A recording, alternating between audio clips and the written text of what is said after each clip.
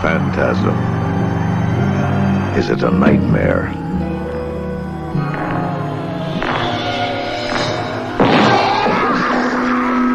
Phantasm. Is it an illusion?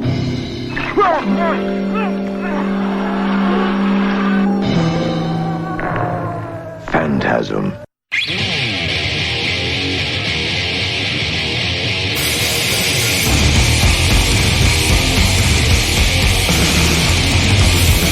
What the fuck is up, Borehounds? And welcome to the Phantasm Podcast. With me as always, Dr. Vincent fucking West. Hello. And I am Corey Gore Christ. Thank you guys for listening. We have an awesome episode for you this fine evening. The doctor has presented us with Phantasm II from our good friends at Shout Factory. Is this your favorite Phantasm film out of the quadrilogy? Yeah. It's this and the first one. I really like part 4. A lot of people don't like this one because they replaced Michael A. Baldwin with the other actor, but I think this movie's a Reggie. Reggie's this is Reggie's film. It is. And there's a lot of scenes from the first one that weren't in it that are in this film that are really cool. A lot of deleted scenes are in this. Yeah, where they're at the fire and they're talking about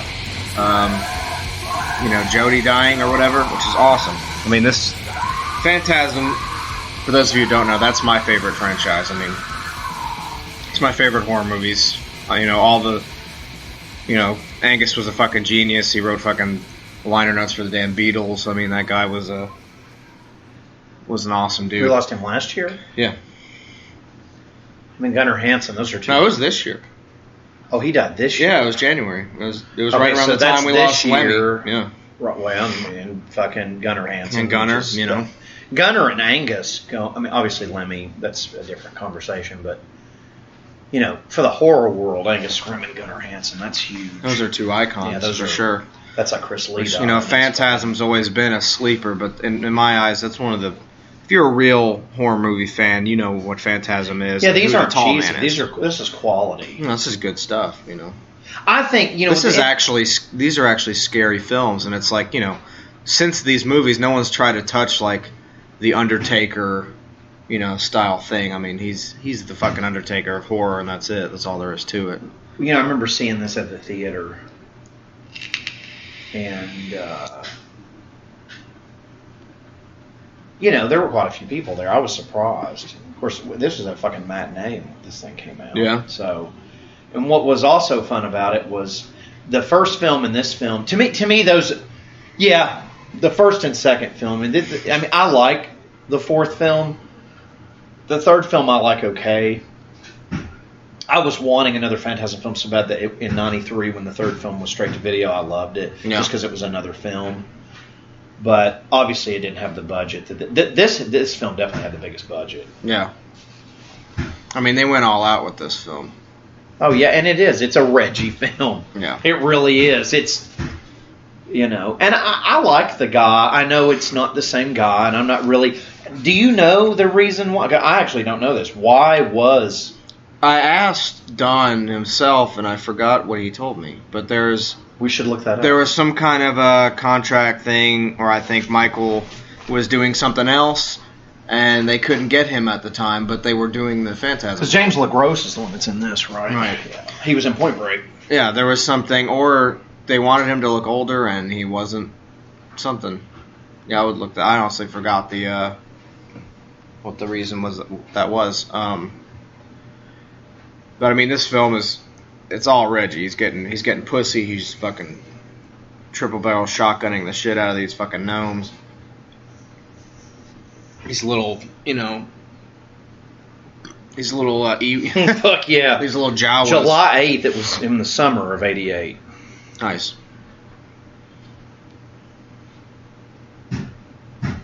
But I actually, before we get really balls deep into this film, I want to go straight into some death metal. I think we don't really touch on it as much as we would like to because we get so fucking enthralled in these movies. But death metal is a huge element to what we do, and another reason why we love death metal is because of these films. So, Right.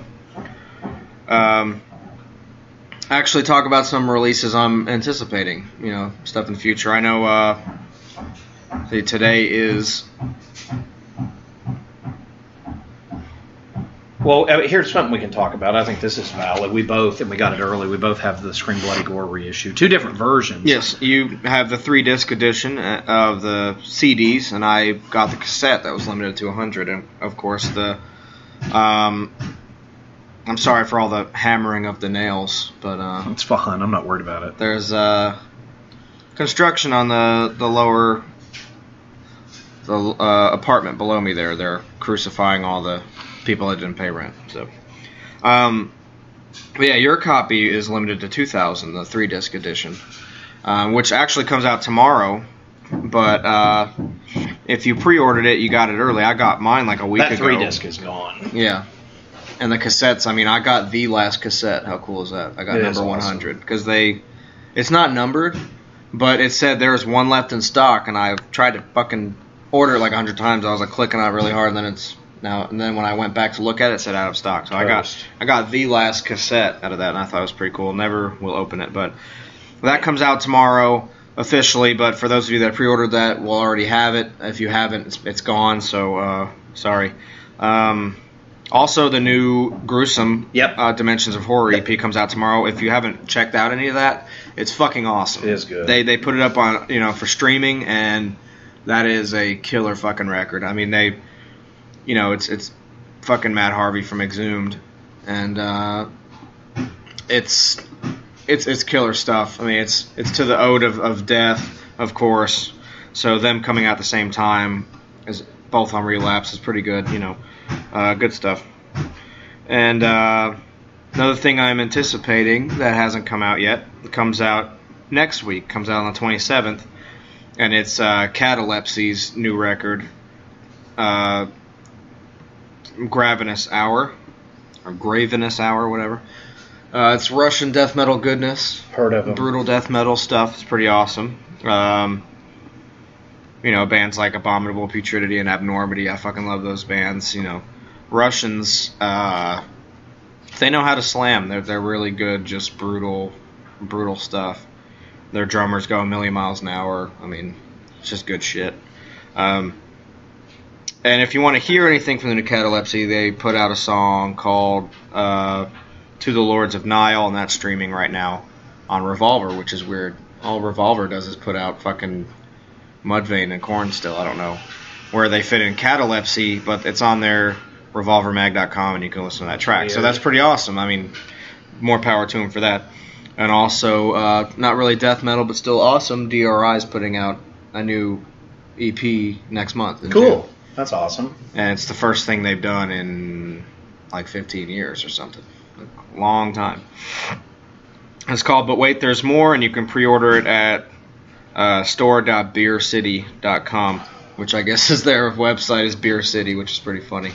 You can get all kinds of merch, DRI shit on that page, so you can pre-order that, so that's good. Saw DRI last summer. They were amazing. They haven't lost their touch one bit. They're still pretty fucking awesome. To which you actually got a 2-pack release of theirs recently. Yeah, I found it used. It's Four of a Kind and Thrash Zone, which I think are their best records. Some of the best thrash albums, period. Is those Four of records. a Kind I really like. Yeah, that's really good stuff. I like Thrash Zone. I like, Beneath the Wheel, and that's one of my favorite songs on that record. I got the new Destruction, Under Attack, thrash album, classic German thrash. It's awesome. They're fucking nasty thrash. The new Gorguts, that Palladius Dust. That album's I haven't listened to it. I bought it. It's like a 46-minute long song, but it's a good 46 minutes to listen to. It's Luc Lemay's he's such a great dude. He's just super. He's very nice. He's a super nice guy.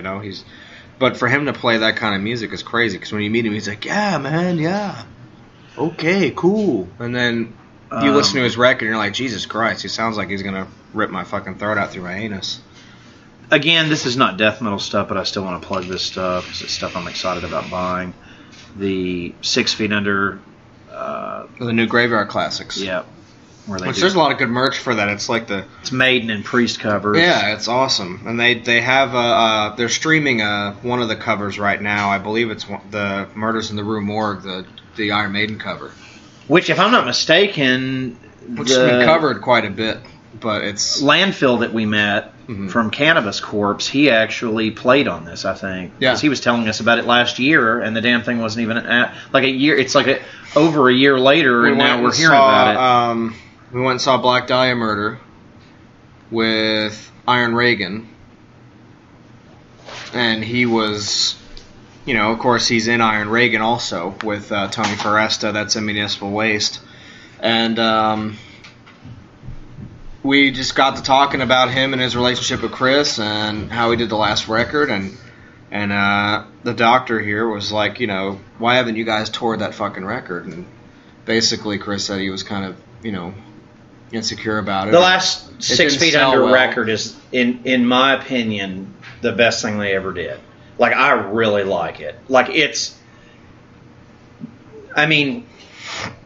Open Casket Orgy, I'm buying it. It goes back to, it's lyrically, I don't know what, and everybody shit on it. I'm like, did you listen to it? It feels like it's right after The Bleeding. That should have been the first 6 Feet record. Not to say I love the first. I like that stuff too, but there's something about that record I've listened to it 1,000 times. It's one of my favorite. It is my favorite thing probably that came out last year. To me, the first 3 6 Feets are like the first 3 Cannibals as far as 6 Feet Under is concerned. They're great records. Not really an album by 6 Feet I haven't liked, except for one we all don't like is True Carnage. See, I'm not a big fan Yeah. of all their stuff.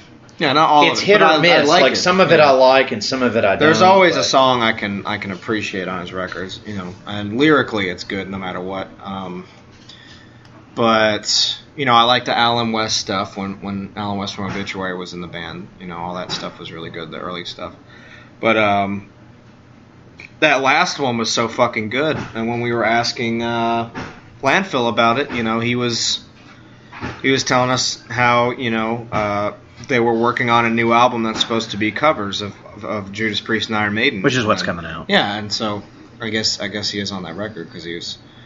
They don't really work together. They just kind of send each other stuff back and forth through a computer. They have like a online relationship. I don't think they actually go meet each other.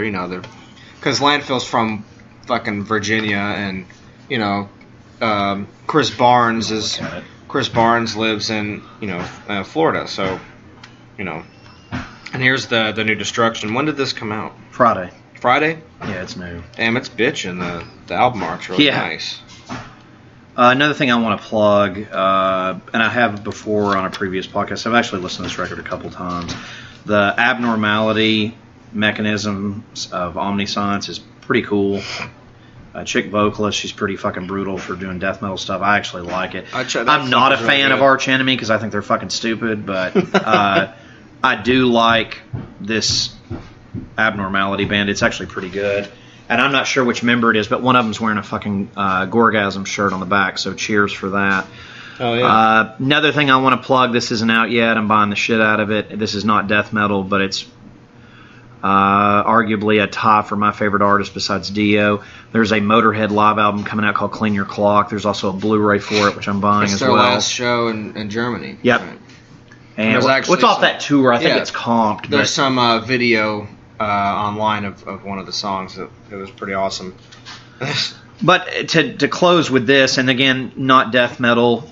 It's not my fault. There's not a lot of stuff out right now, but I want to plug John Carpenter's Lost Themes 2, which I just got my hands on finally. Awesome. And I haven't listened to this actually, but I really, really, really am sure I'll like it because he could fart and record it, and I would probably listen to it. It's like John Carpenter farted on this, but anyway. Well, this is awesome. On Destruction, the bonus track for black metal, which I'm guessing is a Venom cover. It is. It features Alex Carmago from fucking Crisian on it. Amazing.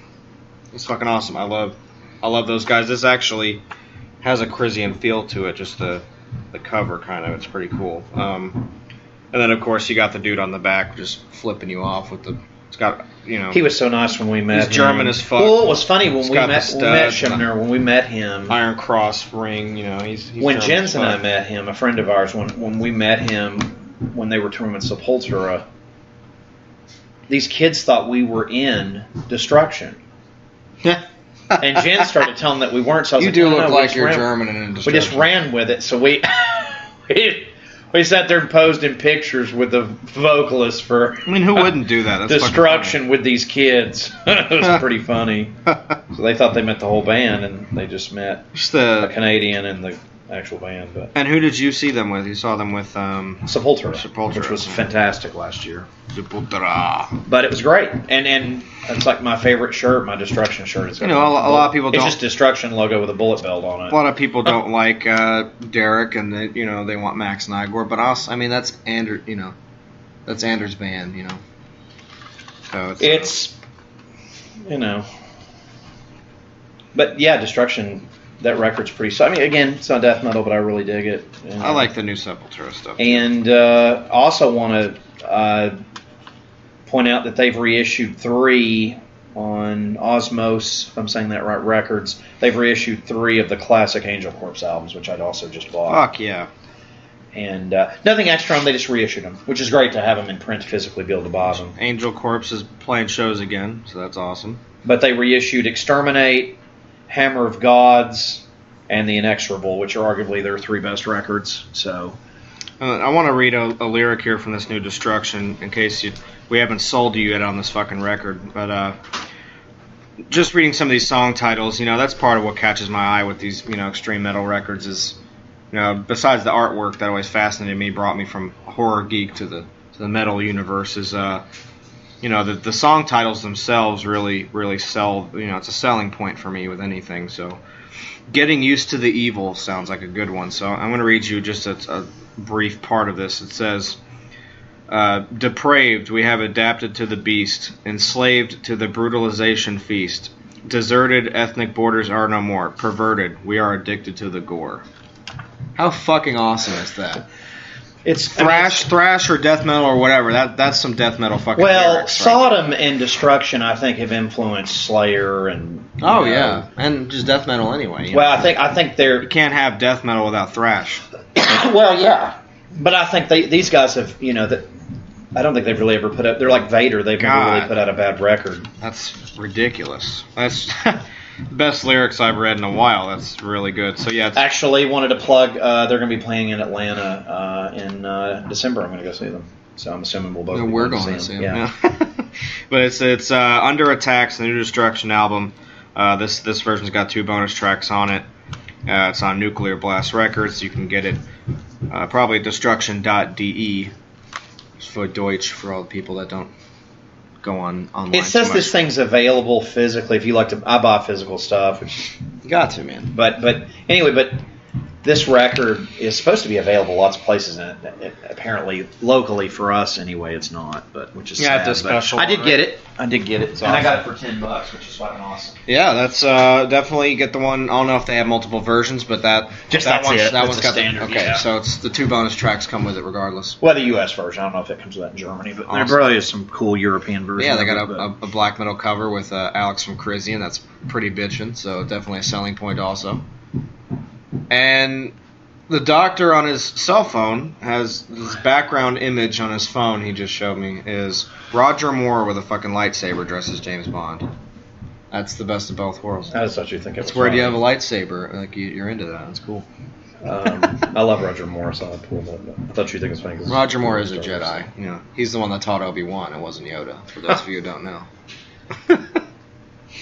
So we're in one of my favorite scenes of this movie where Reggie and Mike are exploring the graveyard with one of my favorite things, a 4-barreled shotgun. Yes.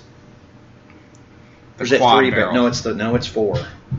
I said 3 earlier. It's 4. Is it 4? I think so. Mike has a flamethrower. Either way, it's fucking brutal. You can see all the coffins are taken. Like it's just an empty graveyard with the dug up Tall coffins. Man Harvest. Yeah, it's taking them all to his other dimension to turn them into little Jawas and do his bidding and be slaves of his realm. Phantasm II was not available on DVD until 2009. It's insane.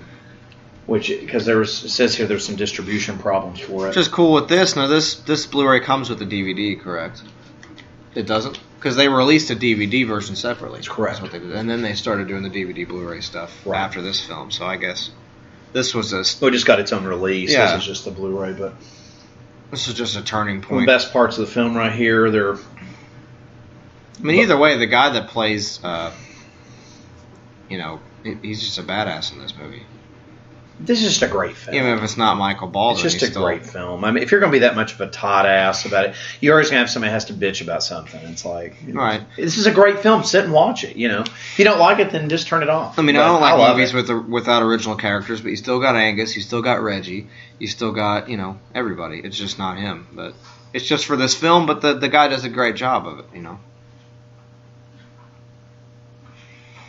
And they go into the mortuary, if you will, and there's just this there's just blood everywhere. Like it's like they painted the walls with blood. It's not even splatter. It's just bloody walls, and there's a fucking cross. Two of our old friends, Greg Nicotero and Robert Kurtzman, before K&B Effects, did the makeup for this film.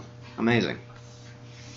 And if anything Tom Savini did right in this world was teaching Greg Nicotero, because he's went on to become very successful as he's the main man behind Walking Dead, which I'm not a fan of, but he's made a lot of money, and I'm happy that Greg's rich because he's a fucking makeup artist. The only thing I could say that's positive about The Walking Dead for me is Greg Nicotero. That's it. The zombies look fantastic. I'm so happy. Well, I'm just happy that the gore, I don't even know how much he has hands on that. Maybe he does, maybe he doesn't. But I know he's made a lot of money producing that show, and I'm happy for him just because he's a makeup artist. He's done a lot of makeup.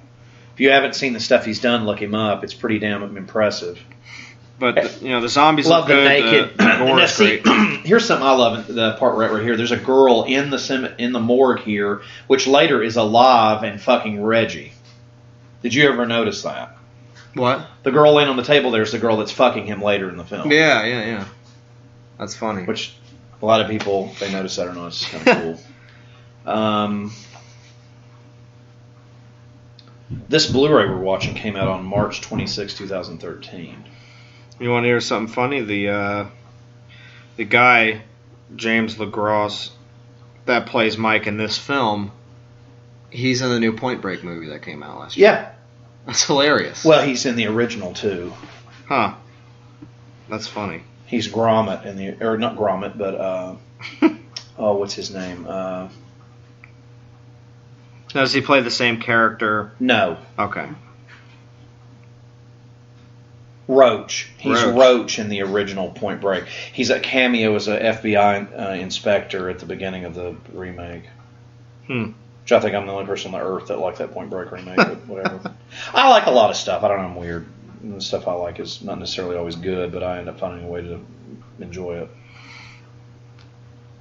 Oh, so the whole Michael A. Baldwin thing, where the studio, the Universal, they forced Don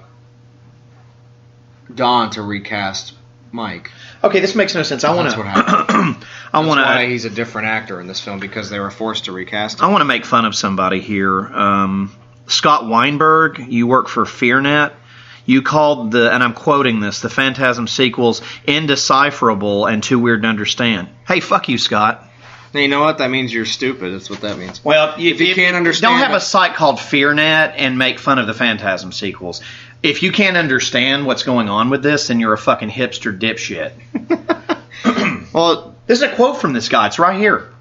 It's right there in black and white. You know what that tells me? It's just, hey, I shouldn't be... Stay away from FearNet, guys. I shouldn't be writing articles about horror movies if I can't even understand what the fuck Phantasm's about. It's not hard to understand. You know what you do to understand movies? You watch the films. You know, Roger Ebert, which, if I'm not mistaken, has passed away long ago. Yeah.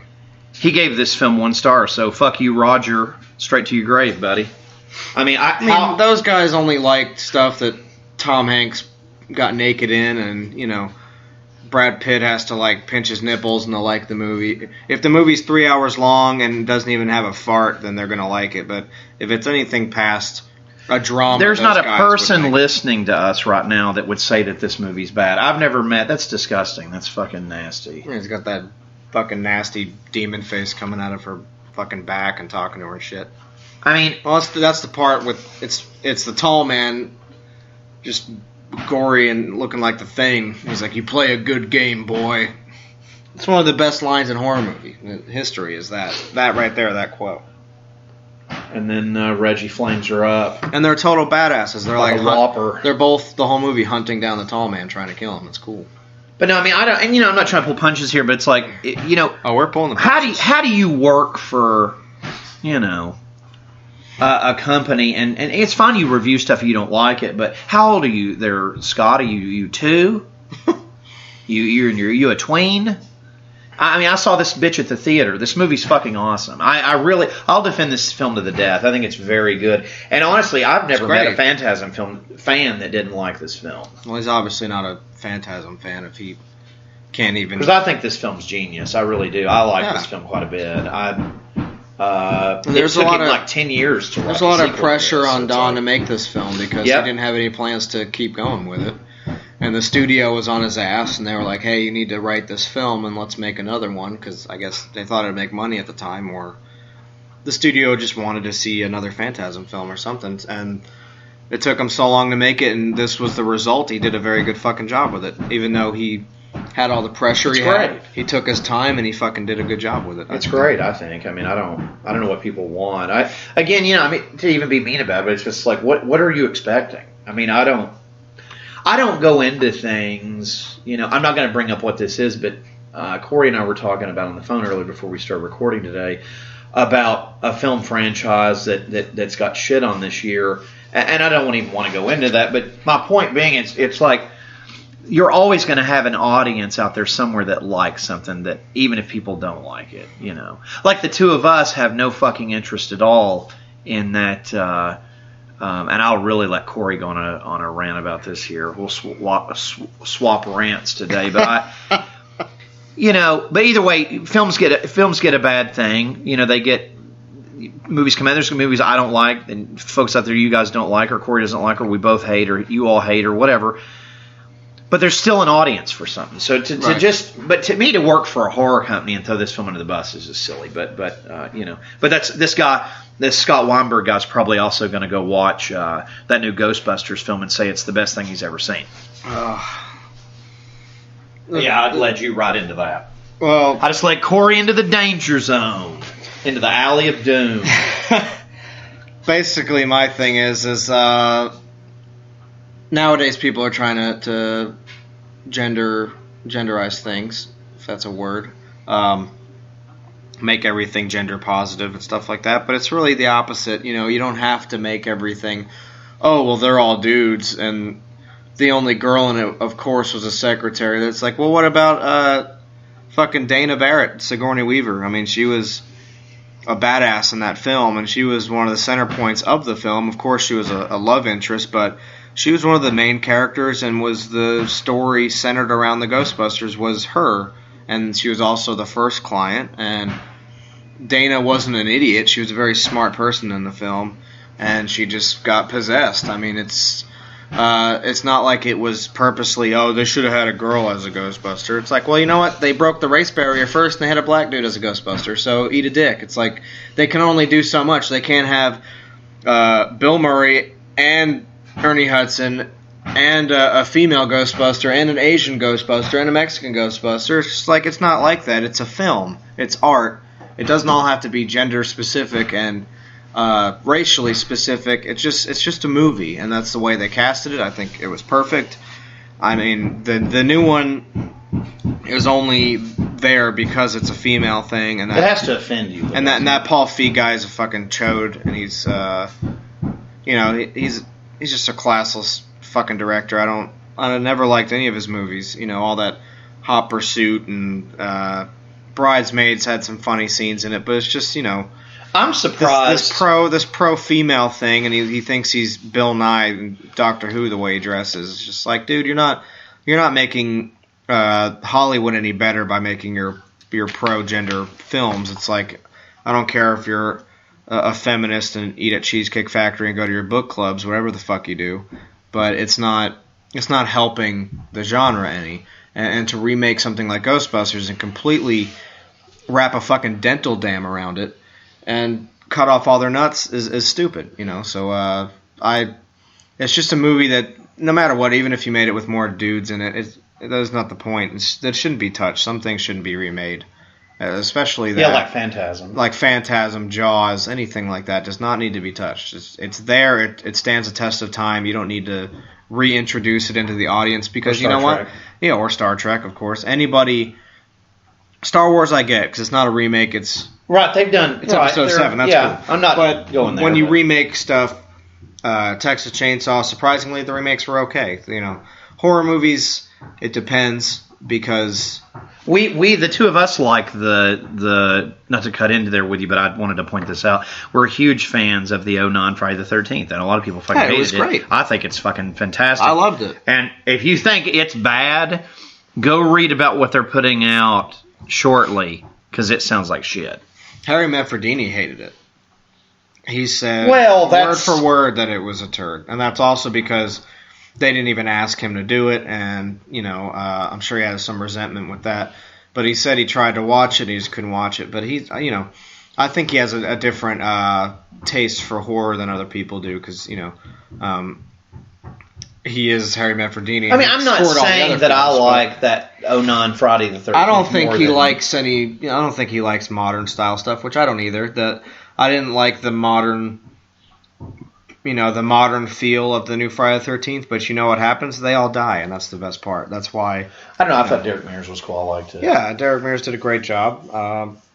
I didn't really like the way Jason looked in the film, but I thought it was cool how they went from the potato sack to the mask and I don't know did how all that in one film. I thought it. But I'm not the more I watch it, because it's almost 10 years old now. I don't know. I like it. If I want to be nitpicky, I have some things. I was like, yeah, you know, they could have done this, but the way that it was done and how it was presented was good. I like the chick with overall, the hold up titties at the beginning of it. Yeah. I mean, I don't. You know, for me though, it's just like the Texas Chainsaw. I liked it. Yeah. A lot of people didn't like that. I actually thought it was good. I'm real picky, but then, you know, there's other stuff that everybody thinks is great, like It Follows, which I want to point out personally, I thought was a pile of shit. I thought that movie, It Follows, I think it's fucking terrible. That movie's awful. There's nothing to it. It's just here's you another foot long that I wasted money on. Now, mind you, people, this is at a $2.50 movie theater, and I wanted the $2.50 back. And not for It Follows. This actually makes It Follows look like a masterpiece, even though I hate it. The Gallows. I never saw that. What a fucking foot long that was. I never saw that. That is a tween foot long. What's the other one? Unfriended. I mean, wow. Come on, you know. Horrible. And of course, everybody I know that doesn't like horror, they're like, that movie is fucking awesome. I was like, well, you don't know what horror movies are, so of course it's good. Well, they have no taste. I mean, like I said earlier, everybody's going to like things that are. I don't want to watch people on Skype getting killed. Like, I don't care. You know, it's not visceral to me. If I'm going to watch a movie like that, like well, if I was going to get killed for getting unfriended on Facebook, I'd been dead a long time ago. The graveside service is about to begin. It's awesome. And the tall man has arrived in the mortuary. Angus is just such a presence. It's awesome. He's just, ugh. Just a side note of how big of fans we are of this film franchise. I actually, which is on hiatus, I actually have a death metal band called Paragord Cemetery. I actually have it copywritten. It's pretty awesome. Hell yeah. Nothing really to plug about it. It's just been on hiatus for 2 years, but it was something I was toying around with. But yeah, we're both huge fans of this film franchise, to get back to it.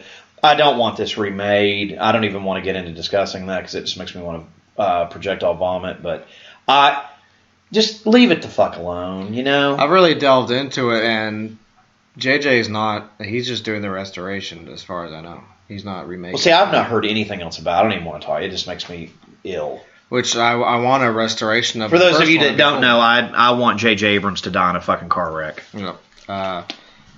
But, you know, the new Star Wars was good. I give him credit for it, but it doesn't excuse the fact that he has ruined everything else. But He couldn't ruin Star. If he ruined Star Wars, he would not be alive anymore. Well, I mean, I'm not even talking about that. Well, I mean, he ruined Star Trek, and I fucking hate him for it. But Yeah. we were talking earlier, again, before we started recording, I was talking with him about Steven Spielberg's made-for-ABC TV movie, Duel, which I'm a huge fan of with Dennis Weaver, which J.J. Abrams stole later down the road and put Paul Walker in it and that other dipshit that our friend Jens likes that's in every goddamn shitty early 2000s comedy. I can't think of that fucker's name. I can't stand him. What's his name? He's in so many just annoying, obnoxious movies.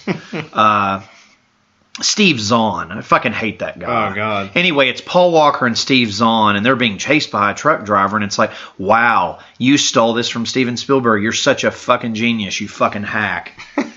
I fucking hate J.J. Abrams. And I let's go on record on this, too. I'm not a fucking Star Wars fan. The movie that he did, whatever, I don't give a shit. I fucking hate him. He ruined fucking Star Trek. He's a fucking talentless turd.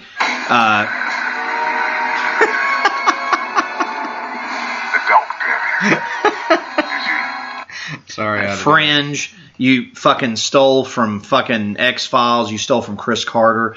You're a fucking has-been. I fucking hate you. You just crawl back in your fucking shell and die. I can't stand him. I hate it. Seeing his name on anything makes me ill. My girlfriend conned me into going to see. You're gonna love this, and I'll end my rant with this. Cloverfield Lane I thing? saw it. You saw it? Yes. Now here's what I don't understand about that movie. So I watched that movie. Here's you a funny story out there, you guys listen. You know I hate J.J. Abrams. So because she likes the first Cloverfield, so we went and saw the new one. We went and saw the new Cloverfield, and it was at the Dollar Theater, and I watched it. And it's these people in a spoiler alert. It's these people in a basement through the entire film, and John Goodman basically has been hacking people up. Women that he purposely runs off the road with his car, and then he kidnaps them and tries to force them into saying they have to live in this shelter with him because the world's ending, even though it's not. That's pretty awesome. Yeah, well, it sounds that way, and then the movie just goes completely to left field. The girl that he's tried to do this to in the film escapes, finds out there's nothing wrong with the Earth, but the Earth is actually under attack by these aliens, which I'm assuming were in the first Cloverfield. I don't really know. Of course, but either way, so it's this horror film, and then it turns into a science fiction thing, and then I just was like, and I'll be honest with you, Abrams only I think produced it, but I watched it and I was like, really? I don't know. It's original, but it was just like, what was the point of this? So we're going to take. So I'm following. It's a horror thing, but at the end of it. So then, but it's with an alien twist. I don't know. He tried to Spielberg it, but it didn't work. I don't know. That's what Spielberg will do. It's like, this is a completely normal movie, but then there's aliens the whole time. But by the way, the movie that I was saying that he stole Duel from was Joyride. But anyway, enough about that, and I apologize, but I'm going on that. But it's just, it's just one of those things that bothers me, because when you get to a certain age and you watch films, and I don't care how old you are, if you've watched films when you're really young and you're in your 20s, like Corey is, you can still do this. If you're at a certain age, you've seen a lot of stuff, you can tell when something is horseshit. No. You just can. I mean, it's like the Ghostbusters thing. Like, I'm not even nearly even ballpark passionate I'm surprised. Ghostbusters fan as you are. And every time I see that trailer, I cringe. I'm just like, this looks so fucking stupid. I'm surprised that normal moviegoers that don't even really like Ghostbusters don't look at that movie and say it looks like horseshit. Because that movie just is presented. That movie's presented in a doggy bag of shit. Well, here's the thing, though. Most people go to the theater. This is something that I go to the movies a lot, too, if I've never mentioned that on here. And I'm talking the full rent one a lot. I go to the dollar one, too, but I go to the full rent one a lot. And one thing I've noticed, and maybe you guys have noticed this, too, if you go to the theaters a lot like I do, when you go there, it's like it's Club Med. They're like, I just got off of my day job. Let's spend $1,000 on drinks and refreshments.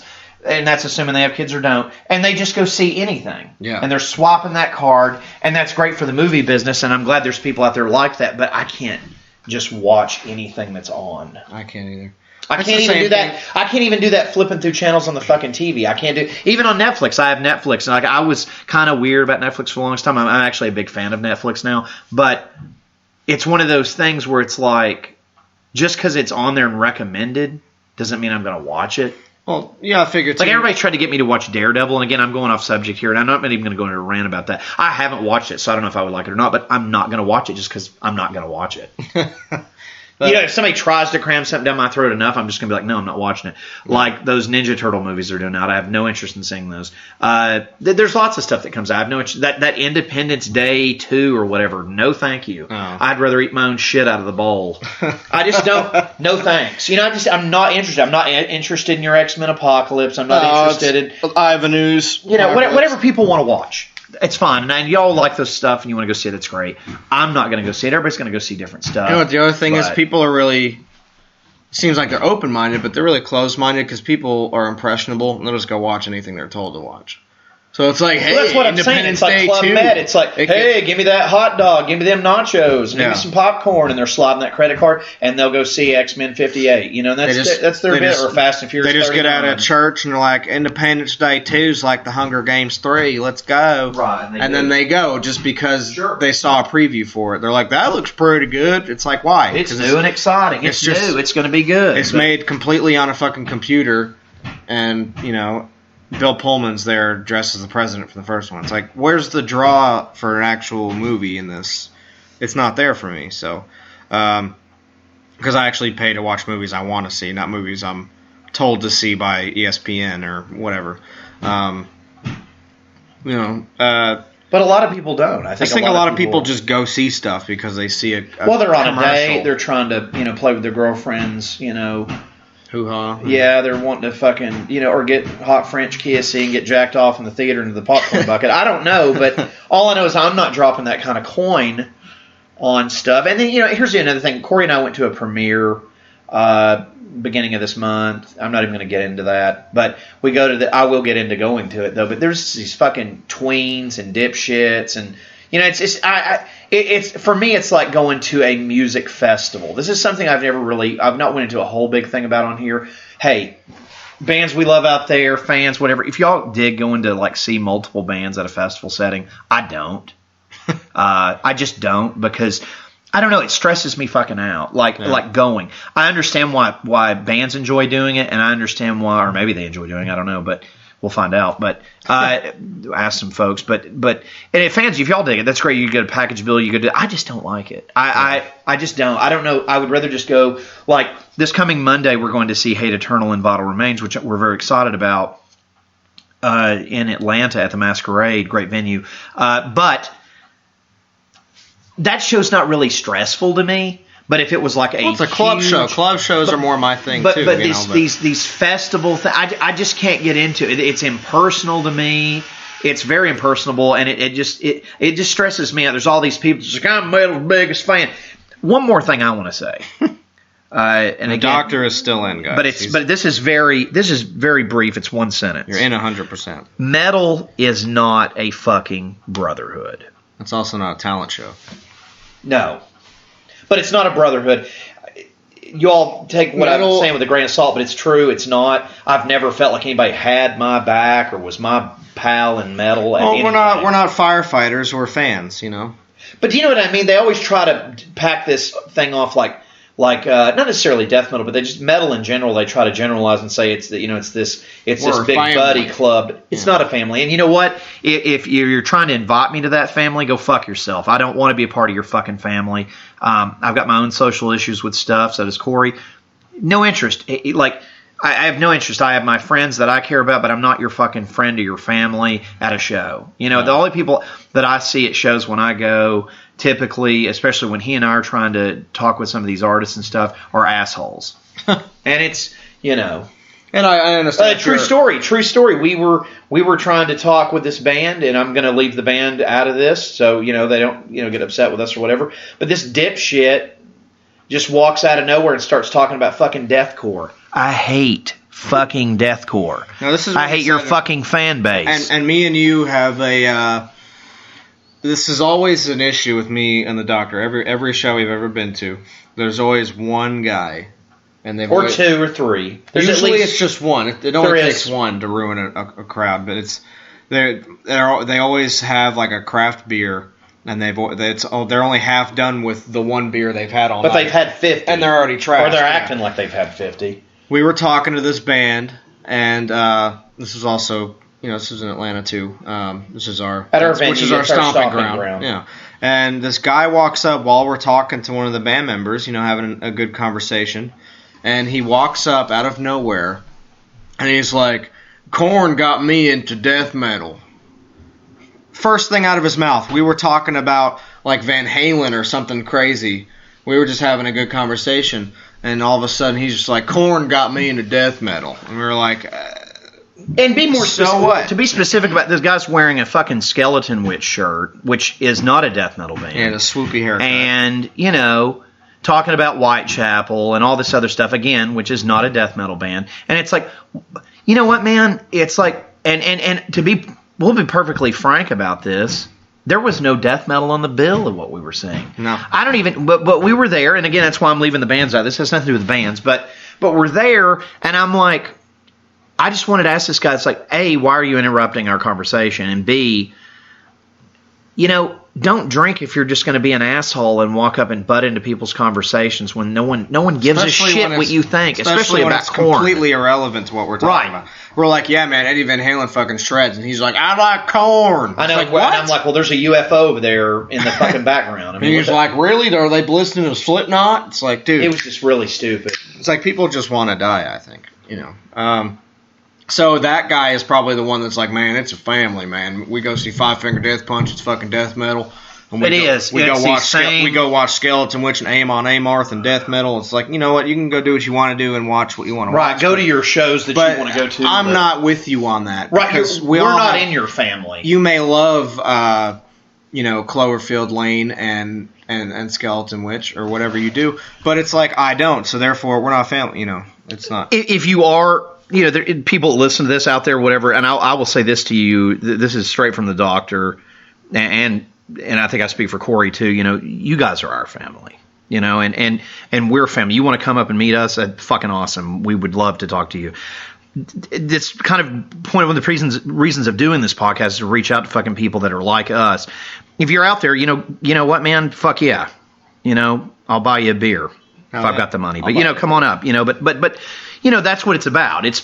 That's how it becomes family. But it's not family by just going, yeah, I'm some shitbag that works at a fucking, this factory, and I'm going to get off and I'm going to fucking go drink 50 beers and fucking show my ass. That's not a family. You're just a drunk asshole. He's like, I'm going to get in the pit and show everybody how sweaty and gross I am because I'm a single guy. It's like, all right, my wife's a whore. I'm going to go get in the pit and get rub around. Everybody's going to like, different things, but I've never understood these people that cross like 1,000 genres and try to come up and talk to me, which you guys would just have to know me, but it's like I'm not really a people person and not really into having just drunk assholes coming up. For some reason they're inclined to do this to me and Corey. They like to come up and just tell us everything that's going on in their head at that moment, and I'm like, fuck off. It's really annoying. We saw a show here, and it was what show? I can't. It was a DS-side show, but it wasn't the more recent one. It was the one before that, I think. And this guy walks up, and he's drunk as shit, and he's had a camera, like a giant camera around his neck. And he walks up to me after the show. I wasn't even talking to anybody. I was just trying to get out of the venue. And he walks up to me and just goes, "Hey, man, you like tacos?" I was like, "Yeah, I guess. You must like alcohol. I'm not even going to ask you that question." And then I was like, "Yeah, do you like tacos?" And he was just like, "What? I didn't say anything about tacos." I was like, "Get the fuck out of here, dude. I really hope that you're driving home, and I'm sure you guys have been through this too. You have these people come up to you. It's like, look, we're here. When Corey and I go to a show, we're there for two reasons. We're there to watch the band perform and to meet the band. That's it. I'm not there to make friends. Yeah, I'm not there to, I'm just not there to do that. I'm not there to I don't give a shit what other people's agenda is at that show. The only agenda that I care about is talking with the artist that we're there to see, or multiple artists, and seeing the show and enjoying the show. And some people are cool when they come up to me and talk and actually like, "Hey man, Yeah, but there's a difference. We've had people awesome. like that. That's different. That's great. That's what we're talking about. But we're talking about these guys that are fucking had a. They're drunk. They legally downloaded every one of these albums. They had a 20, but they're their biggest fan. They had a 24-pack of Natty Ice before they came to the and show. Then they fucking and they're in chain car. smoking in my face. Yeah, and then they smoke a carton of cigarettes in your face. It's like, why are you chain smoking in my face? And I don't care, and I don't want to smell your liquor breath and your PBR breath. It's like, just do me a favor. and honestly, for those that do act like that, please drive home. Yeah, it's just, that's what ruins and that's what sets the real people apart. Because those people are just out to make a spectacle of themselves. It ruins the show. He and I have had more shows ruined by some drunk jack-off that and again, it's not even in the same realm of possibility of what we're even discussing. He just shows up out of nowhere. It's just like, I really like to ride horses. It's like, what the fuck are you talking about? These are the same kinds of people that'll not know the lyrics of the song, but they'll be mouthing it like they do. And, there's just these fake-ass motherfuckers that go to metal shows just to make a spectacle of themselves. And it's like, look, everyone paid money to see the bands. Now watch your drunk ass, make an ass out of yourself, It's... Well, and I didn't pay $30 to see Slayer to watch you be an asshole and not know the lyrics to any of their songs and stand next to me and kind of eyeball me and be like, hey, man, he's still looking at me because I'm weird. And then he's like, yeah, look, I know the lyric. Play Strip, Rape, and Strangle. We already played that. Play Strip, Rape, and Strangle. It's like, get the fuck out of here, man. That's the worst part too, and the bands don't like that. Tell this story real quick. I've got Corey worked up here today. We've swapped. I kind of went on a rant. We got him here. I don't have a sample for you, but fueling my hatred. There. Let them know that just real quick. But tell them what was going on when you were trying to see Slayer. Because this one I enjoyed. This is like him ranting like me. Which part of it? Oh, God, that fucking kid. There we go. I've got it going now, everybody. Listen to this. It's pretty good. All right, so behind me, and this was in They're in line. The line was wrapped. I think. Yeah, the line was wrapped around the fucking door. We already had tickets and everything, so it wasn't an issue. We were just waiting to get in. And, we didn't have our VIP laminates on that you don't get to meet anybody, but you got your laminate on, man, to get VIP fast access because I'm a lard ass and can't wait 2 more minutes in line. I got to smoke 50 cigarettes and, So behind me in line, there's this kid and his older latent homosexual brother. That's, which is fine, whatever you want to do. You want to wear your mommy's heels and put on fucking makeup while she's not home at work. Whatever you want to do. Whatever. If you're a Buffalo Bill when you grow up, it's fine. It's totally cool. This kid was telling his brother he was going through... He thinks he's Sam Dunn from fucking Banger TV. And he's going around... Oh, this is my favorite part of the movie, sorry. It's when the priest is getting hung by his fucking cross necklace. It's one of the most death metal things in the history of fucking films. The cross is like upside down while he's holding this priest in the fucking air. It's awesome. Anyway, I'm sorry. This rant has got to be paused for a second because this is the best. This is the most death metal thing in this whole franchise. Is this part? I'm gonna unmute it for you guys. Who doesn't have this on death metal song yet? Needs to. You think that when you die, you go to heaven. You come to us. Do. Okay, sorry. That'd be a great Mortician song. The tall man does that. So, rant continuing. This kid thinks he's Sam Dunn. He's going through the whole history of metal because he's watched that stupid documentary one time on VH1 that he's a death metal, like a metal history expert. He's an 18-year-old authority.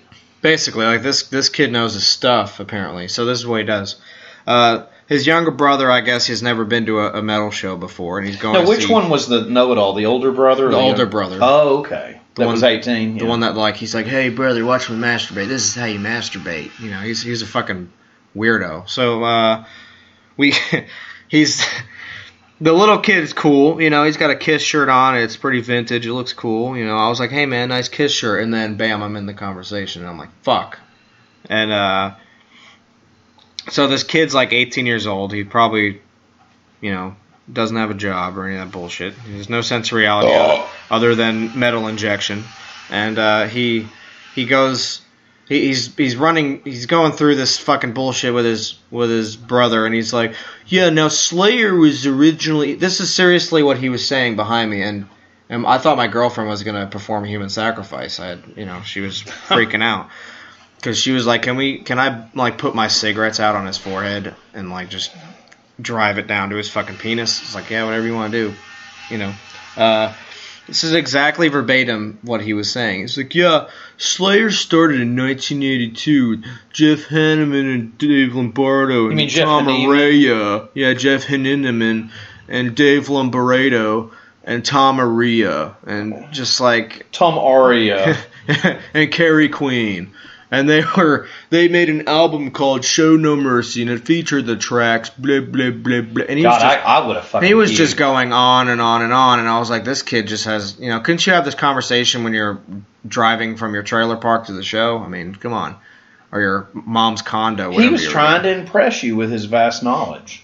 Yeah, I feel like he was telling the kid, but since he was in line, he was like, listen to what I know that I read from Wikipedia. It's like, well, okay. And so I tell the kid, nice Kiss shirt, and then all of a sudden this guy turns around to me and he's just like, yeah, Kiss was formed in 1960, blah, blah, blah. And he was just going on and on. And I was like, look, wait a minute, so you were in line with Eddie Trunk. That's interesting. Yeah, and he gave me a free Judas Priest Metalology album, because I won it in the crowd. And George Lynch walked over and he's like, that's amazing. Turned into that metal show. Turned into that metal show on the spot. That canceled show. Yeah, that show is pretty cool sometimes. I'm glad it actually got canceled, but anyway. I'm surprised he didn't have the That Metal Show shirt on while he was talking. And he was like, he was just going on about this bullshit, and I was, at first, I really wanted to punch him in his throat, so I was trying to redeem him by just talking to him myself. And just being like... You can't talk to people like that. No, you can't. I knew that real quick. But I was like, you know what? I'm just going to like talk to this kid for a minute and maybe he'll shut the fuck up. And eventually it happened, so it was great. But at first I was like, you know what? I like Hell Awaits. And, of course he was like, Dave Lombardo was the greatest drummer, blah, blah, blah, besides Neil Peart. He said Neil Peart and tried to... when I said, oh, it's Peart. And he was like, no, it's Peart. And we went on a fucking, basically, argument about how to say Neil Peart. So you interviewed Eddie Trunk, even though you didn't know you were going to, because you told Eddie he had a nice Kiss shirt. And he was trying to... You told Don Jameson he had a nice Kiss shirt. Yeah. And then, Jim Florentine was like, it's Peart. And, he was trying to be all French on me or some shit. It's like, no, it's Peart. Sorry. It's not Mark Portini either. Or Mike Portini. It's Mark Portnoy, Mike Portnoy. I can never say his name correctly. I always thought that show was funny because they would, that they'd have these guests, and there were some, but it was just so corny because, like, the end of the night, it's like, I'm Eddie Trunk, now I'm going to plug that new Blackstone Cherry.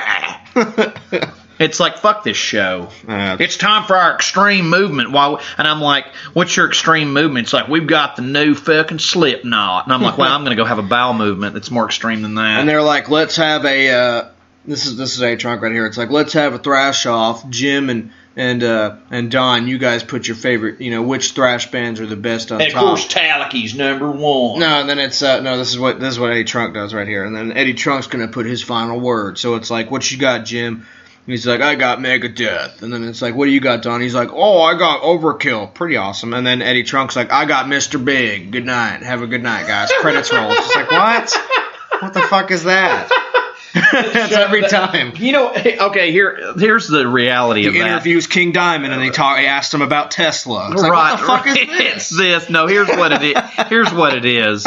I mean, the guy had that Mark Tremonti fag on there, so it's like, if you've got that, he's asking Mark Tremonti about nuclear assault. You've got that fucking ass basket on there, fucking that fucking panty waist Christian shithead. Guess what? On there We ditched George Lynch. The only metal thing about the show. Man. He goes, yeah, man. Now we got the guitars from Fosse instead. Man, I left Creed. Man, I knew stuff's got distortion, but it's about God. But anyway, then Eddie's like, man, you're all heavy as hell. I don't know why they didn't just call that I Ought to Retire show. It's nothing but it's fucking embarrassing. I'd watch that, and I'm just like, it's like we got Flea from Red Hot Chili Peppers. We're gonna ask him about Mortician. Here we go. No, they wouldn't even know what that was. And then he's like, yeah, Mortician's all like, boom, no, they wouldn't. Yeah, man, here's the guitars from. Here's the guitars from Warrant doing a cover of a fucking Cannibal Corpse. Here we go. It's like, but see, they would never even mention those bands. I know. That's the only one on there that did was Don Jameson. I will give Don Jameson a little bit of love because he would try to plug some death metal stuff. Jim would too. Jim Florentine would too. But Eddie. Don would. But no, Eddie was always, it's like any conversation. It's like, now guys, let's get back to the Scorpions. It's just like, look, and I like the Scorpions, but I would never talk about it on this fucking podcast, and I never understood why they're called That Metal Show when it should be called That Old Fart Rock Show, because that's what it should be called, That Old Fart Rock Show. That and I've got fucking VJ show. It's just stupid. It's just like, Rush is real fucking metal. Rush is not a fucking metal band. Rush is a great band, but they're not a fucking metal band. It's like, it ought to be called That Old Eddie Trunk Old Fart I'm Stuck in My Ways 1983 show. It's fucking horrible. I'm so glad it got canceled. It's like it's the same fucking guest. They're like, hey guys, we got Glenn Benton from Deicide on the show today, and we're gonna. They never had it. I know. Like this is the thing though. It's like we're gonna ask him questions about AC/DC. What's his favorite AC/DC album? It's like, all right, whatever. Well, I mean, it's just dumb. It'd be like we're gonna have Dr. Vincent West and Corey Bragger from the Mr. Gore Christ on here today, and we're gonna have them on here, and we're gonna have them and our special guest Tesla. It's like the only thing I want to tell Tesla is, why the fuck are you still making records? No, this is a bad Why will you not go away? My bands can't make any money, but somehow your troll hair rock dog shit somehow still makes money. It's like on Reggie's getting some dead girl pussy. Yeah, the girl from the morgue is now alive and fucking Reggie. Taking him to the morgue, making his dick dead. Yeah, which is great. I wish the only part of this scene I wish they had fucked in the ice cream truck. I know it's not in this film. In the ice cream truck. But anyway, I mean, she's like rodeo humping him, and he's just like, fuck off, bitch. But no, I never understood the claim. I'd have friends call me up because I'm older than Corey, but not, I'm not like 1,000 years old, because I'm not even the same age range as that old fart show. Well, but anyway, people would always call me up and be like, man, you got to watch tonight, man. Fucking Ace Frehley and fucking Ted Nugget, and it's like, I don't want and Nikki Sixx on here tonight. It's like, I don't want to see that shit. I don't care what those guys are doing. I wish they would all just stop making music and stop doing interviews. Like fucking Ted Nugget. It's like, why don't you fucking use one of those guns on yourself? I mean, I like some of the guy's music, but it's like, I don't want to interview. I would never want to talk to him in person or meet him. He's a fucking we got redneck asshole. From the Phantasm Podcast today, guys, we got Dr. Vincent West and Corey Gorechrist, and then we got the guys from Asia here. We're going to fucking talk about Asia. Yeah, and I love that band, but it's like, but I would never bring them up on here or talk about it. But for some reason, it's like, don't call your show That Metal Show. Call it That Old Fart I'm Stuck in My Ways. And the only thing I bought this year, and I think I'm cool by listening to Godsmack. It's like, it's butt rock. That old butt rock show. There you go. That old butt rock show. Like Gene Simmons ate my butt out backstage on a cruise show. I got so sick of it. And then he's like, it's time for Eddie's rant. Eddie can't rant like me. Bring it on. Eddie Trunk, come on. We'll have you on here. You ain't going to out-rant me. He's like, in 1967, how much coke did I do off Paul Stanley's anus? It's just fucking stupid. It's like and he's always whining about that Rock and Roll Hall of Fame. Hey, they'll never put Lemmy in there. They're never going to put fucking Dio in there. So I don't even see the point in even bringing that up. Like, who gives a shit about that? Still not metal. He whines about that. It's probably why they got canceled, because it's like, no one gives a shit about your dumb bullshit or your stupid radio show where you plug these shitty bands that are fucking should have fucking hung it up fucking 20 years ago. I mean, I like a lot of different music, but a lot of the stuff he has on there, it's like, I don't give a fuck what these bands are doing. It's like, why the fuck do you have how do you have a career? It's just like, I mean, Howard Stern's at least funny. That's how he has a radio thing, and he has a career. But great. It's like, I never understood that. And apparently, I've never met him, but I have several close friends that have met Eddie Trunk, and apparently he's just a fat asshole. So he's probably more interested in getting a sub than talking to you. So if you tried to approach him, not like anybody who's listening to our podcast would even want to talk to that prick. I know I don't, other than tell him he's a fucking arrogant asshole, but... and go eat a sub. Here, I'll buy it. Like, just as long as I don't have to listen to you fucking whine about UFO not touring over here or something. It's like, I don't give a shit. It's true. It's like, who gives a shit, man? He's like, just want to let you all know, guys, the REO Speedwagon's playing at the county fair this Monday. It's like, cool. Have a good one. It's like, I don't give a shit. He does all guy talks about. It's like and people wonder why. Jim Root from Stone Sour is going to follow us out with a solo. Here we go. Yeah, and none of it was. And it's like, again, to our audience, the relevance of this is that there was no relevance because that show had nothing to do with death metal. Like I said, occasionally I would hear Jim Florentine or Don Jamieson try to plug. Because I know those guys are big thrash guys. Those guys are they would go in. Well, Don actually listens to some death metal. Yeah. But he would never plug it on there because there was no. He did. He did a couple times. Did he? He would, because they're both Metal Blade artists. He would occasionally plug something. I don't even remember what it was, and it wasn't necessarily something we're into or anything. But he would occasionally try to throw an Amon Amarth or somebody like that a bone. And it's like, well, that's kind of cool. Yeah. I mean, it's not my thing. I'm not into that band, but at least they would try. At least it wasn't goddamn. Hey man, check out that new fucking Starship album. It's like what the fuck are you talking about? Hey guys, we're doing the Where Are They Now tonight. We're gonna find out whatever happened to Aldo Nova. I don't give a shit what happened to Aldo Nova, and I'm Canadian. I don't care. Jim Florentine was Overkill, and Don Jamieson was Nuclear Assault, and then Eddie Trunk was Metallica or Testament. He wasn't. It's just awful. I mean, they do that stuff on there, and And they would have occasionally they would have people on the wheel. Like they had King Diamond on an episode. That was cool. But what didn't make any sense about that episode, if any of you guys out there saw it, King Diamond's on there. I'm like, okay, I'll watch this for a minute. But the main person they wanted to talk to was him and Mark Tremonti. Like I give two shits with the guy from Creed. Polar opposite. They should have had King Diamond fucking crucify him on stage or something. It was just stupid. And of course, King Diamond. Man, I'm a big fan, but I can't name one fucking song. It's just like, we're going to give our lucky guest tonight fucking George Lynch's guitar that he's shredding on. It's like, who gives it? This is just fucking stupid. And it's just fucking dumb. It's like, what? He must get like free, like old school tour shirts from her records or something. He's like, I need a vinyl. I never understood. I need a vinyl. I gotta get the. Hey, and if you did ever watch this, like, here comes Jennifer. We're all fucking her backstage. This midget blonde with big tits. It's just like, oh wow, I'm so hard watching your that old fart I'm 90 show. It's like, I don't care. It's like, because all that show is, it should have been called. Actually, this is the ultimate title. It should have been called "I'm Old as Fuck, I'm Holding On" show. Because it was crap. 90% of the stuff they had on there was crap. It's like, who cares about any of this stuff that you've got on here? No. I mean, if you're into the stuff, we're in horror movies and death metal, there's nothing on there for me. Would they occasionally have an artist on there for somebody we listen to? Sure. But for the most part, it was just fucking stupid. They get them on there and then they ask them dumbass questions. It'd be like us getting Will from Mortician on here, which would be fucking amazing, and me sitting there going, man, what kind of coffee do you drink, man? You know what I mean? It's just, they would ask him just this dumb shit. Like when they had King Diamond on there and they're asking him all this dumb shit, or they had like, hey King Diamond, Steve Harris on there from Iron Maiden. They're asking him these dumb. Hey Steve, do you golf any? I'm just like, what? Hey King Diamond, do you like LeBron James or Michael Jordan better? It was just it's like, what?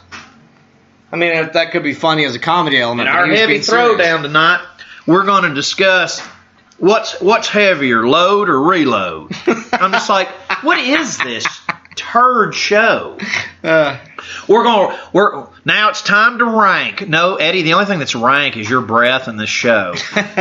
I don't care what your favorite Rush albums are. Who gives a shit? It's just, and again, the only people watching that was like the demographic of like fucking, everyone 50 to 100. It's like, I don't even understand. They all have Austin 316 shirts on. It was just horrible. And it's like, who cares? And they come on there and they're fucking. That was the other part of the show that was comedic, is when they would stump the trunk and they'd ask Eddie trunk questions. They come on there and you can tell they're in like it's like they gave it to him backstage. What's your favorite band? Fucking Slipknot. And they give him Slipknot. I'm fucking Extreme. They're wearing their stupid Slipknot shirt. They're like, what date on the 1999 tour where Machine Head with their fucking their gay prison braids opened up for Slipknot? What was the song they opened with on that show? What show was that? Were they? But see, Eddie wouldn't answer that question because Machine Head, again, I'm not a fan, you're not a fan, but Machine Head's too heavy for Eddie, so he wouldn't even he'd fill that question out in the toilet. He's like, we should make a new show. Answer me some questions about fucking Faster Pussycat. We should make a show called Too Heavy for Eddie, and it's us that is our asking show. Questions. That is us, but. That's our new show. It's just, and again, I go on all that, but I just, then people make this big, it's like, was it a voice for the metal community? Not in my opinion. Fuck no. Not for my stuff. It's not him. The other two were. He never had fucking Eric Rutan on there, or fucking, Chris Barnes or fucking Corpse Grinder, or or anybody. Nobody. He never had anybody that I wanted to talk to on there. Or like I said, the King Diamond episode, or maybe if he had Rob Halford, I would watch it. Occasionally, but it's all classic stuff. It's not stuff that I listen to on a daily basis. It's stuff that I listened to when I was a kid. But some of the stuff he'd have on there, it's like, I don't care what, Dave Mustaine thinks nowadays. I could give a shit. Yeah. Am I a fan of old Megadeth? Sure. What he's doing now could care less. Like, I just don't give a shit, Speaking of old stuff, apparently, Alice Cooper has reunited with his 70s lineup. Really? And they're recording an album. That's weird. Of course, not with Glenn Buxton, rest in peace, because he's passed away. But everybody else that's in it, did Schools Out and all that shit. You got That's weird. As long as it's not a record where they're all going to come out in golf outfits and just golf. I mean, but it's Dennis Dunaway on bass and Neil Smith on drums and Michael Bruce on guitar and of course Alice Cooper. So that might be cool. Promising. I call him Old Fag now, but, which is funny as hell. He comes out with this glittery red stripper jacket and he's just like, I'm 18. Just like, come on, man. I'm 90. Anyway, but and that's cool. I don't know. For me, it's just that might be promising. I don't know. That could be cool, but I'm just kind of never really been a huge fan of Alice Cooper. I think you should stay true to the end and be in character if you're someone like Alice, even when you're older. But once he got sober and all this shit, now he's on television wearing a fucking golf outfit, and it's really stupid. And he's just like, you need to actually cut your head. Ronnie doing that shit. You need to actually cut your head off with a guillotine on stage. And did Lemmy. That's what that's not.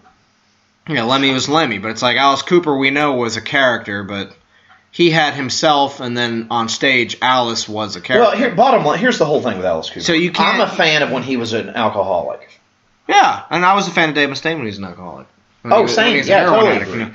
See, I think they should have an agency for talent like this where you keep them on drugs, but you manage it to where they can't die. It's only when they're writing and doing stuff and doing interviews and shit. Or even performing. Yeah, but when they're off of it, the agency is there to make sure that they're not tearing the band apart from the inside out and making problems with the band, because obviously that's why they have to stop with this shit, because they're terrorizing the band, and band members don't want to deal with these fucking drug addicts, and have to put up with it for a 30-day tour, in multiple cities and countries. So Reggie's pouring you a beverage. Yeah, he's got the fucking formaldehyde.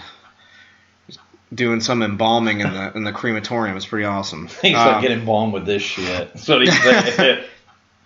But I think it'd be cool. I mean, I'm not really serious. It's kind of just a funny thought, but it's like you keep them on the drugs so they stay to their ways and they're not fucking Christian buttholes, and that way the band members that aren't on the drugs but they're still cool, they don't have to worry about their frontman or whoever getting out of hand and like destroying shit. So that would be cool, because usually when bands, no matter who they are, if they go sober, it's not because they are sober, but when they turn sober, shit changes and they just don't really care anymore. And they, Alice Cooper can put on his eye makeup or whatever, but then when he wears the golf outfit with the eye makeup, it's like, what are you trying to do, man? You're not...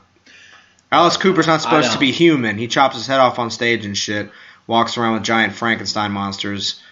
You don't need to be on a commercial for an iPhone wearing a fucking golf uniform. It's like, you got to pick between the two. Come out with the fucking leather on and do your thing. Don't walk around like, hey, I'm Ellis. You all know I golf now. You should try Viagra and Prilosec, OTC. It's like, come on, man. The guy's irrelevant to me. I don't even... It's just stupid, you know.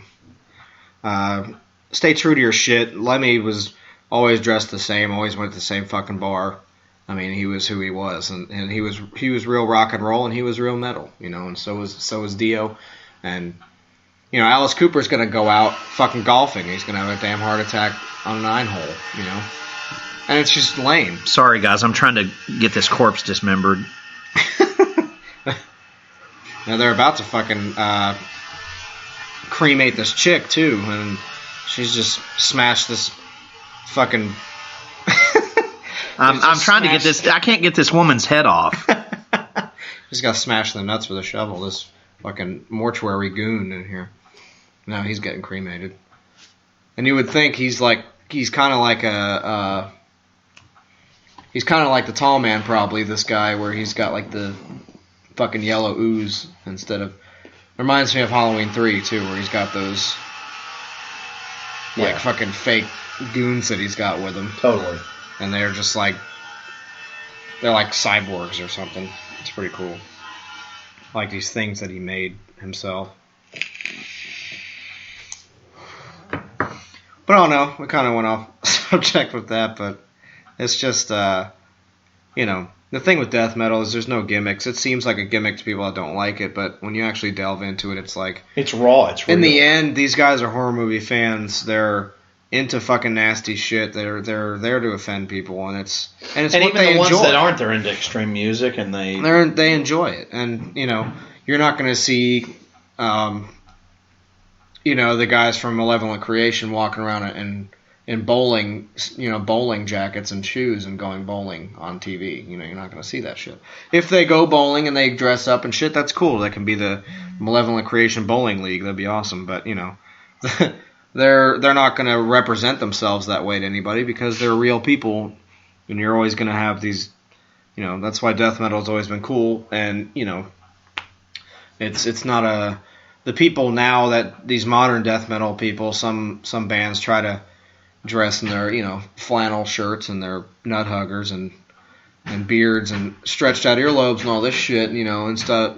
Which is if that's what they want to do and they make good music, whatever. But if they're trying to be fashionable and you try to be a death metal band, then you're not a death metal band.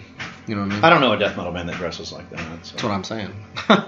But it's not like you have to dress a certain way. It's just the people that are fans of this shit. You're either real or you're fake, out, and that's, you know. The people that are writing this music that are actually making a living off of it and going out and doing this stuff aren't going to be people like that. They're like, yeah, we're trying to get women. It's like... I mean, honestly, the people you're describing, I'd like to use the 4-barrel shotgun that Reggie has there on them. But.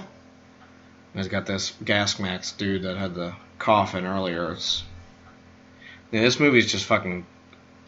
all cylinders, fucking batshit. It's awesome. There's so much stuff going on in this mortuary in this movie. You know, he's got a fucking drill. He just drills his fucking nipple in half. It's awesome. I mean, I don't know how you can not like this movie. This movie's insane. In the best way possible. And there's like, you know, Reggie's got a fucking bigger weapon repertoire than fucking Jason Voorhees in this film. Like, just this film, he's got a whole fucking tool shed full of weapons on him. And now they're about to have a fucking chainsaw duel. He's got a giant fucking... That's the biggest chainsaw I've ever seen in a movie, I think. It's like the Motel Hell chainsaw. That's Texas 2's like. Probably got that. They got a good one? Yeah. That one's got a bigger blade, but that one was like a fucking... Or actually, even that one's a fucking sword. The one that this dude has. It is big. It's a big chainsaw. And Reggie's got the little one, so it's very... These movies are very... well thought out as far as the comedy. It's put in the right places to balance it out. And of course, the Sentinel spheres are fucking bitching on this film too. There's all kinds of shit going on in this movie that's crazy. Not that you can't understand it. I mean, you can perfectly understand what's going on, but dipshit. Unless you work for FearNet. Yeah, well, he probably also works for Huffington Post, and he gets paid to write negative reviews about stuff. Because that just tells me that he doesn't know what he's talking about. So it's like, you're not a credible source if you basically just told me you weren't a credible source because you're like, I don't understand what's going on, it's confusing. Well, then don't write articles about movies you don't understand. That's not even a negative thing to say about something like Phantasm. If you don't understand it, then maybe you should be like, hey, you should pass this on to Jim. You know, he likes these movies. He can write something about it. But this guy just gets paid to write a negative review about something because... I mean, that review's probably fucking old as shit, too. Who knows how old that is. You can... But I don't even care. I'm not going to write an article about something if I don't understand what it is. We don't watch stuff we hate when we do the podcast, so it's like... fuck no. But again, if people out there... people that listen to us, if you watch the movie you don't like it, that's cool. Right. Thank you for listening. You know, I don't... That's fine. But as far as... You should always watch something and check it out for yourself, you know, unless you know it's something you're just not interested in the subject matter, you know. Right. If you're not interested in the subject matter, you know, then... And this guy's just getting fucked. He is getting fucked by the sphere, literally. You know, it's like inside of him they already cut his fucking hand off with an axe. And it's about to come out of his chest, alien style. Oh, the top of his head. Yeah, this is gory as fuck. Oh. And it's Greg Nicotero goodness. I never knew that he did this. That's awesome. Him and Howard Berger. Oh, yeah. This is just a good film. I think they're all good. And I don't know when and if they'll put out any of these other ones on Blu-ray. You know, they're working on the first one to restore.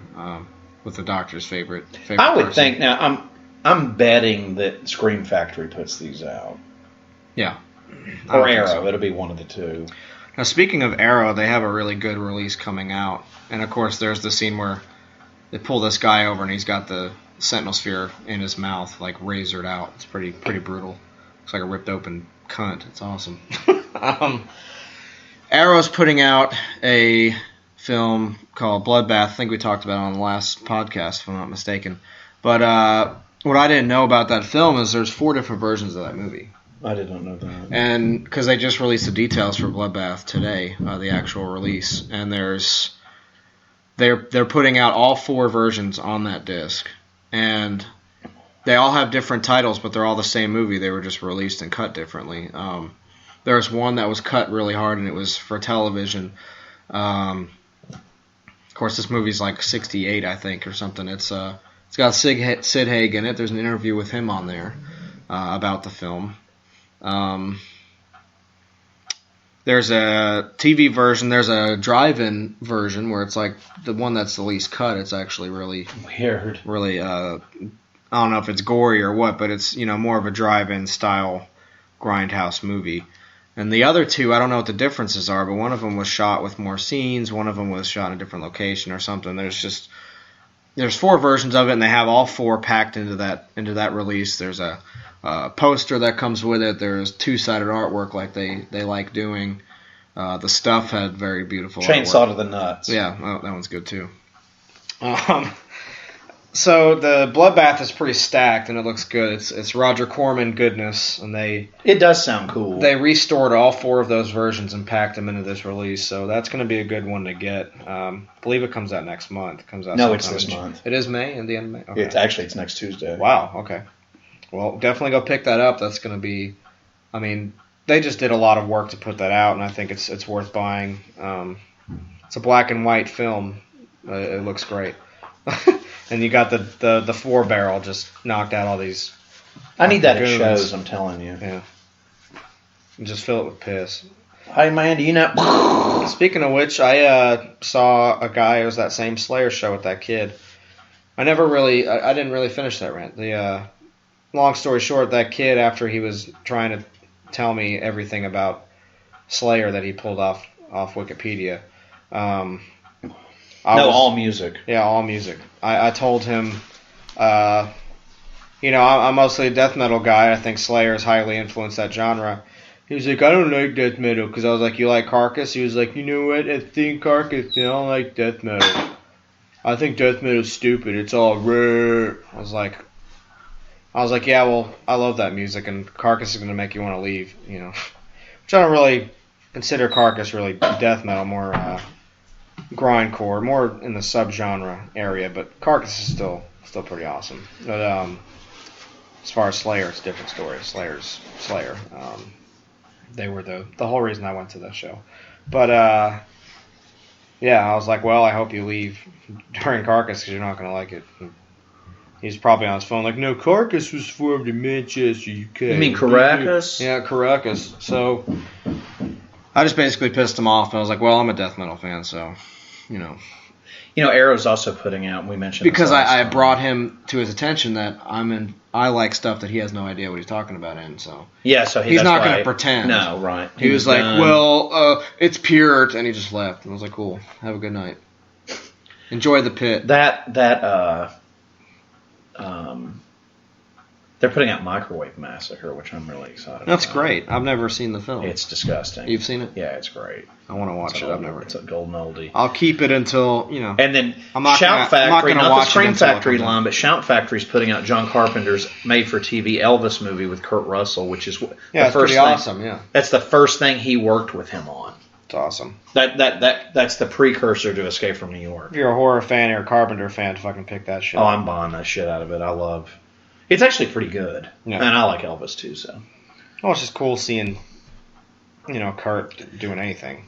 It was awesome. A made-for-TV movie. It's awesome that it's getting the Blu-ray treatment. I'm pretty stoked about it. But well, Shout Factory is pretty good about putting out TV. I tell you what, man, they'll disappoint me with a release, and then they'll put out 4 or 5 to make up for it. That's what they've been doing, and they're putting out Baskin, which I'm excited to watch, which was that indie horror film. And Psycho 4 Psycho 4 the beginning. Yeah, awesome. That's going to be cool. Invasion of the Body Snatchers. That one's cool. We were talking about all this in the last episode as well. But they put out stuff that throws me, like they put out Death Becomes Her, which I would never buy. It's weird, yeah. It's a Robert Zemeckis. And they got Wolfen, which is good. Well, no, Wolfen was Warner Archive. Was it? Yep.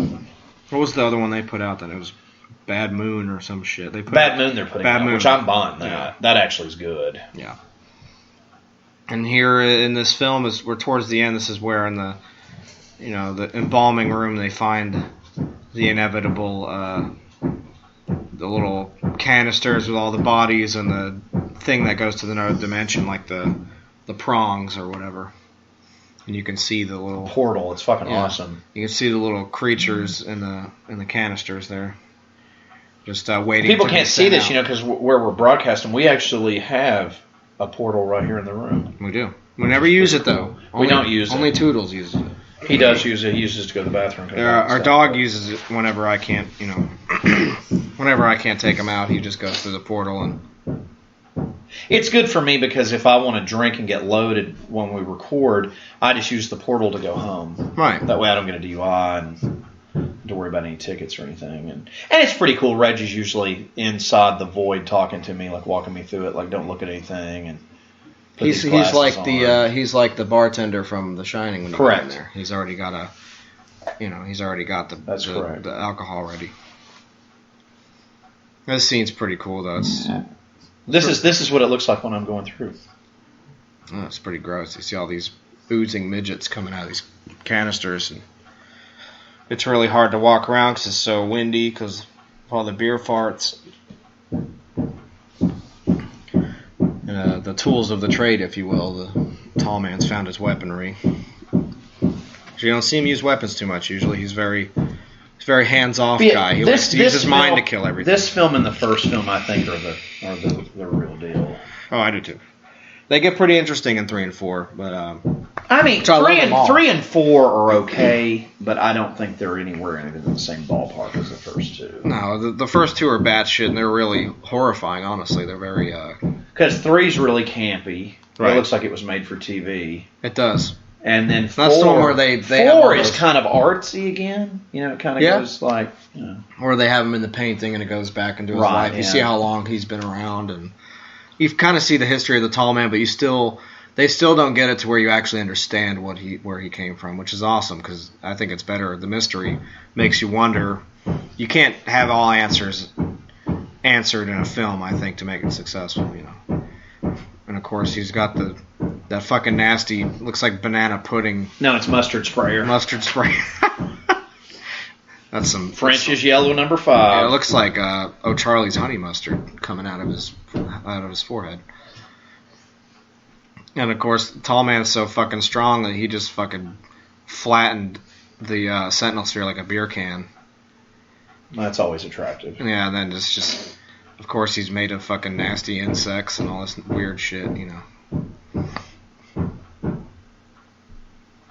And there's so much going on in this fucking scene right now. We'll play it.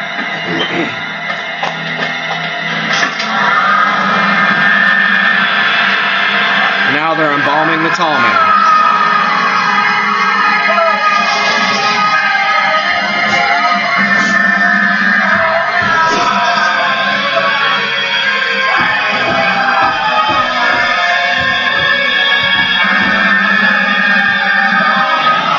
Would you please stop the goddamn hammer? It's a really good melting scene. Oh.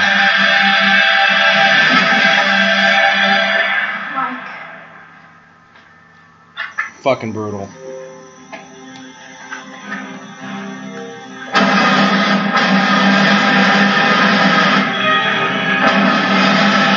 And Reggie is just fucking torching. That's me at most local businesses.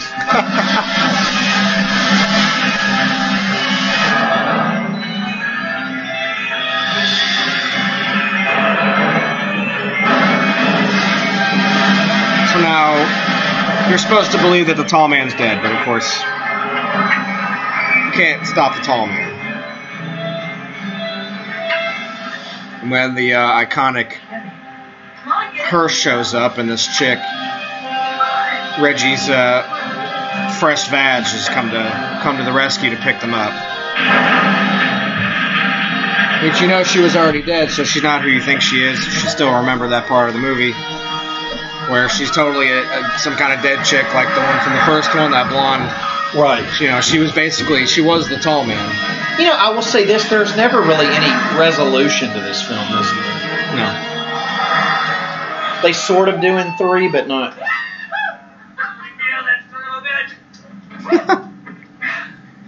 And if you've ever met Reggie Bannister, Check out that coffin to make sure that whatever's in I have not, but you have. Reggie is Reggie in these films in real life. He's the same person. That's awesome. It's crazy. Like he plays in a jam band, like this blues band that he has. Like he's a traveling blues artist, which is really fucking cool. And he plays banjo really well too. So. empty.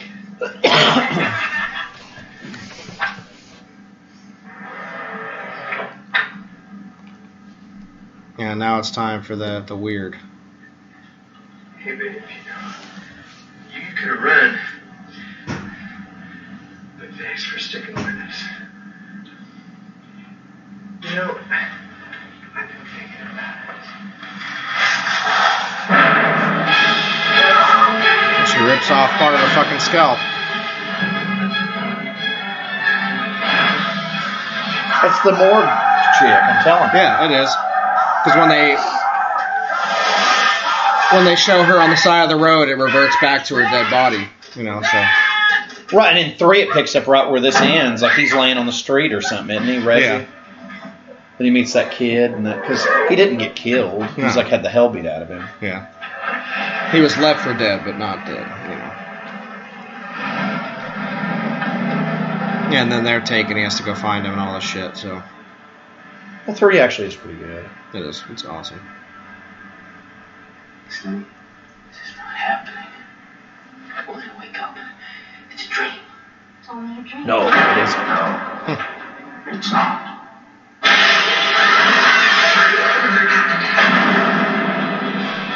Directed and written by Don Coscarelli. Fucking awesome. And we'll end it on a high note.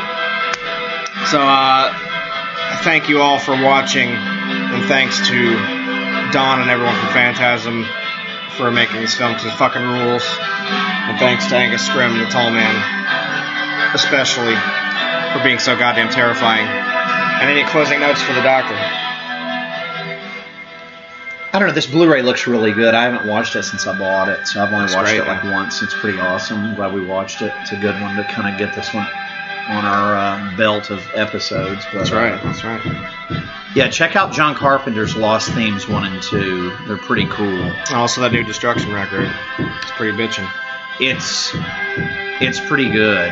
There's the Death, Scream Bloody Gore. I've never opened those, so I can only imagine it sounds awesome. But. Right, yeah. It's online streaming, so you can listen to it there. But if you can buy any of those packages, please, definitely get a copy of those, because, Mark Sjostrom, which is awesome. But yeah, I think we'll have more stuff to talk about next week. There's a lot more stuff coming out, and we'll be able to talk about our trip to Atlanta, the mighty Masquerade. And see what happens with that. But we actually may have another one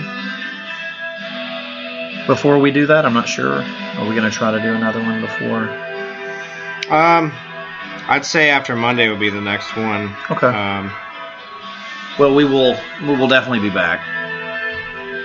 Oh, Sjostrom did From Beyond also. That's on this. Nice. So that's great. And Screaming at George did. And he's a Deep Space Nine guy in Voyager. So, as usual, we can always point out that when the credits roll for a horror movie, somebody that effects or somewhere is also a huge Star Trek makeups person. So, that always has a link somewhere. So, that's why the Doctor knows best. I tried to. But stay fucking gory, my friends. Thanks for listening.